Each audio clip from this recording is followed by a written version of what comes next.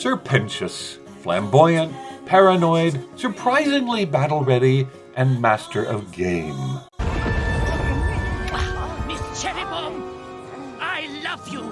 Remember me! That was kind of hot. We gather here today to mourn him as he's ascended to heaven. Well, he's back. Hazbin Hotel is, regardless of how people feel about it, one of the most interesting cases of exploring hell, as its story uses the bad place as a baseline to talk about how systemic abuse impacts the behavior and views of its people. Okay, I know it sounds pretentious, but hear me out.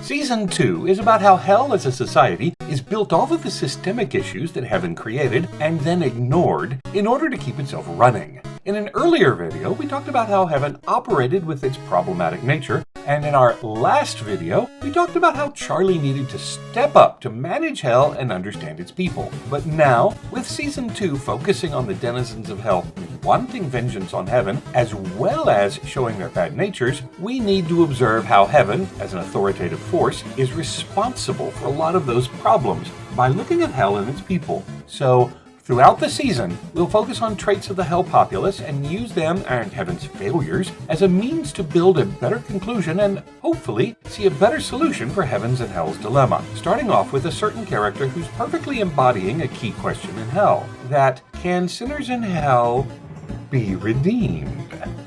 I'm sorry, but this court finds that there is no evidence souls in hell can be redeemed. A few moments later. You cared more for the lives of others than your own, and made the ultimate sacrifice. He was redeemed. I told you. What did I tell you? Didn't I tell you? 'Cause I told you. And when did I tell you? A long time ago. We're going to divide hell's population into 3 segments, with a character being discussed in each video who represents a baseline for the series, which hopefully goes with the blind guesses we've made while the editor was too sick to finish earlier videos. And the 3 types of denizens of hell we have are 1. Those who can do good and just need simple management and emotional connection. 2. Those having complicated trauma and entitlement needing regulations and understanding responsibility. And 3. Those who never wanted to change. And today, we're focusing on the sinners who could be redeemed through learning their simple flaws. Simple flaws that Sir Pentious embodies and that other sinners can relate to. The need to be grand. Boil this alcohol. Grandiosity is not as grand as some may think. Because, in essence, dumb and insecure people think they're showing monumental greatness, when in reality, greatness is built upon small habits that help those get success. And sometimes money helps too. Money. Sir Pentious is an amazing example of a dumb man's idea of success. Grand displays of self-destructive tendencies loosely tied to a kind but paranoid spirit who's trying to use this grandiosity to mask his personal insecurities. And while his spirit is in heaven, he may not be in there for long. In our last video, we talked about Charlie and how she needs to apply herself to hell. But today, we'll talk about Sir Pentious and his bad habits and how they can hinder his stay in heaven. Because being virtuous takes more than sacrifice. It takes good character and consistent good habits. And being hot to the ladies. Miss Cherry Bomb, I love you.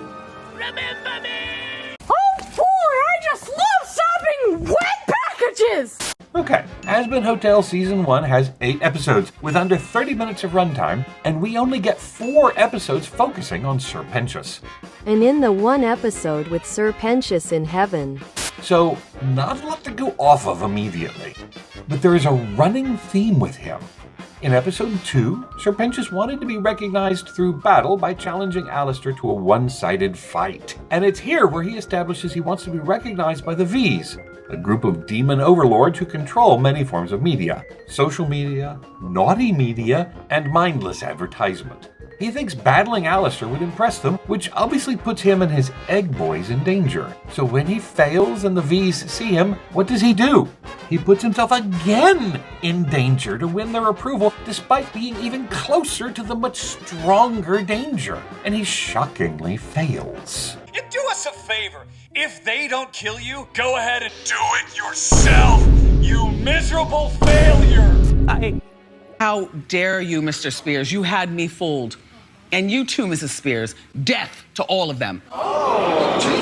Charlie intervenes, seeing that he longs for recognition, just like herself, and shows him grace despite him being a spy. Episode 3 showed his paranoid nature where, despite learning to trust Charlie last episode, he's suspicious of the rest of the hotel.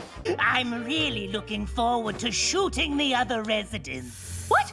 Why? Everyone is being too nice. Obviously, it must be a lie. Why you even here? Why you even here? Why you even here, bitch? This dumbass fat bitch over there, why you here? In episode 6, Sir Pentious shows that he has a crush on Cherry Bomb, where he uses battling her as an excuse to be near her. But when finally in a room with her, he gets cold feet. Cold lack of feet? Cold tail? When having an honest conversation. So he lies with grandiose gestures. Do a sex with me. I'm sorry, why would we have sex? Because I'm having sex with everyone here!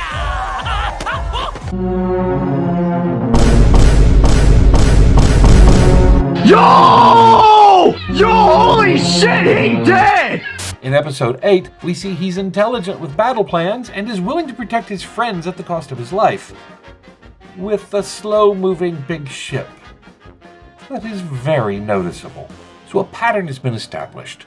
Sir Pentious tries to go for huge swings, huge lies, and huge sacrifices, all while never considering both the consequences or the effects of his huge gambles. And these huge actions are related to his need to lie about his truth and gaining success, all of which endanger him, and it shows an important lesson for those who both value lying and being grand rather than being steady in their life and their decisions. They never pay attention to their real motivations and alternatives to find consistent success.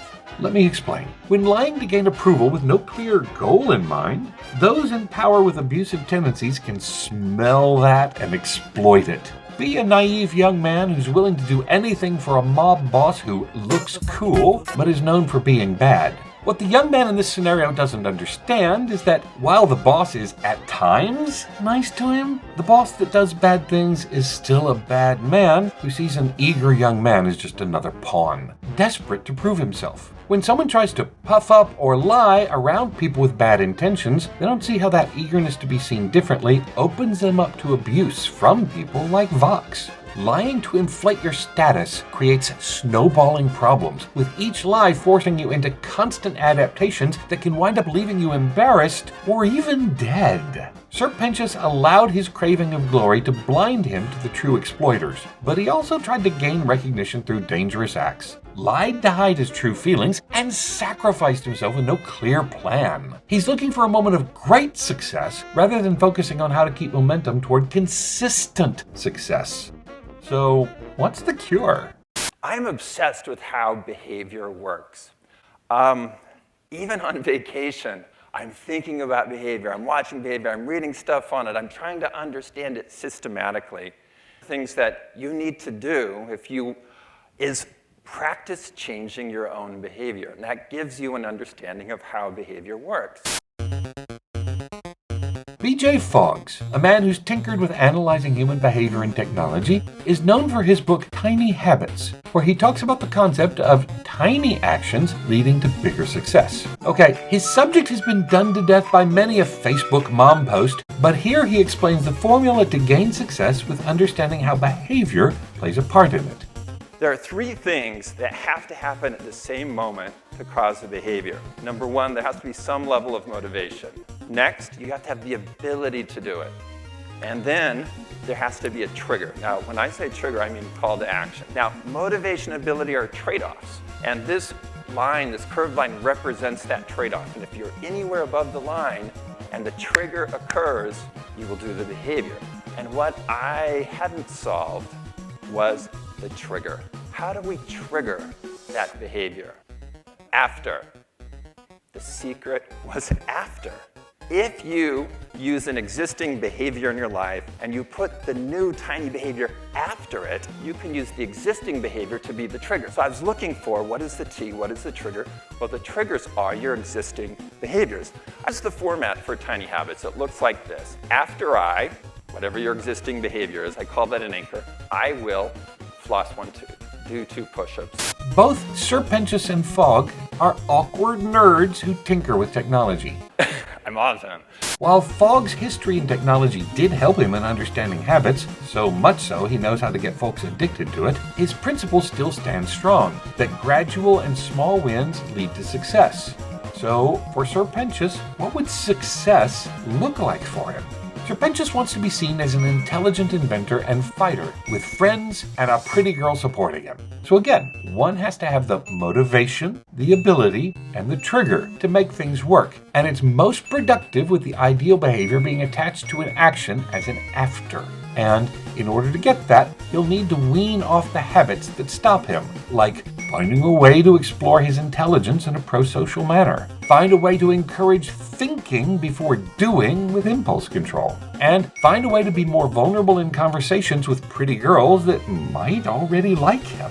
So, using the formula, he needs to find the motivation for making his intelligence social, the ability to do so, and correlate that with a trigger to make it happen. Would you like an example of how he could do it? Gaming. His intelligence in battle, competitive spirit, and flamboyant behavior would be great for this. Thus, his motivation is building teams and friends with similar interests, and maybe be competitive as too. His ability will be having a place that allows this and maybe suggesting that to Charlie. And the trigger will be game nights where new people can come and play, and he uses this as an opportunity to nerd out, compete, and maybe even find more tech nerds like him, even though some nights might wind up looking like this. God damn it! God damn it! I'm losing my patience. God. Fuck! You're kidding! Judge. Fuck! If Sir Pentious wants to live with friends and worshippers, he needs to stop attempting self-destructive grand gestures like he did with Vox and Adam. They are a poor substitute for communication and steady loyalty. He should replace risky stunts with lower or no-risk actions that have actual plans and thoughtful intent. Using Fogg's model, his motivation is to prove loyalty and secure a win with no one at risk. His ability will be when he breaks the goal into manageable steps. For instance, coordinate a distraction with Charlie and her dragons, ready a cannon, or lure the foe to the ground. His trigger is when his urge for admiration becomes the cue to pause, think, and plan. Then, finally, him and pretty girls. Okay, men, let me ask y'all a question. Do y'all naturally like crazy women? What is it? Is it the thrill, or is it the unpredictable behavior? I'm just curious, y'all. He simply needs to be more honest, and honesty for someone who depends on grand gestures and lies can be difficult and requires small actions towards large growth. The motivation would be to get to know her and build a commonality, with the ability being him slowly but surely opening up and being honest about his experiences and opinions, with the trigger of chemistry being built between the two. And, as mentioned, after starting a conversation with Cherry Bomb, he should talk about shared interests and build the habit of getting to know her. And after she tells him something about herself, he should be more open about his interests and personal life. Little by little, Cherry Bomb would be more seen, and Sir Pentious can learn to relate more. Because grand gestures don't establish strong relationships and success. Those are just small moments in ideally long periods of love and care. And if she's not interested, oh well. Stop acting like a kid with a crush. Move the hell on to someone who is. So, staying in heaven may not be his thing, but building small habits and learning to think before his actions are the keys to build consistent community, means of success, and a healthy relationship. And trust me, his problems aren't that bad. So he'll eventually pull through because deep down, he secretly wanted to change way before meeting Charlie. So, how did this relate to the sinners who can be redeemed? To save your soul, cause redemption is possible. I really hope. She's not a Christian! She could be a Jew and believe in God. It doesn't matter. She's tampering in dark-sided stuff. The ones who can change easily in hell are those who need small patterns of self-betterment to understand they don't need abusive powers, lying, or grand ideas to gain success, a la Vox's influence, but rather slow and steady means of self-improvement and building a society that doesn't need corrupt systems. With Season 2, they're obviously going to explore how heaven and hell will need to be integrated. Honestly, I like the setup of the season, especially how they've mentioned Angel's therapy and recovery. Tad bit out of nowhere, but I'll take it. The episodes were much better written than Season 1. They had a higher concentration of jokes that actually made me snicker or laugh. They showed motivations and character more clearly, and they spent legitimate amounts of time creating frictions before resolving them. Then episode 3 and 4 happened. Jesus, we're going to talk about that soon. And I still stand on my point with Alistair, but next time, Cuphead theme will be blaring, caca. The songs are bangers like before, but there are more of them, with the Vox song Up There, or whatever it was called, probably being the weakest. But it's freaky how much they made Jack the Ripper look like Valentino, and we're afraid it seems pretty likely that Alistair is gonna betray the group, either for real or maybe just temporarily. Hell can become better, and I think Season 2 could be showing the basic building blocks of that. But we need to still talk about Heaven's impact and how that influences Hell's choices, and how the average sinner needs to take responsibility for their own fate and truth. So next time, we're going to dive deep into a certain spider and how he embodies the average sinner, and explore how Hell can distinguish its need for societal change and personal responsibility. So we'll see you next time, and hopefully soon, with our editor no longer licking doorknobs and eating gum found under the table. So until next time, bye!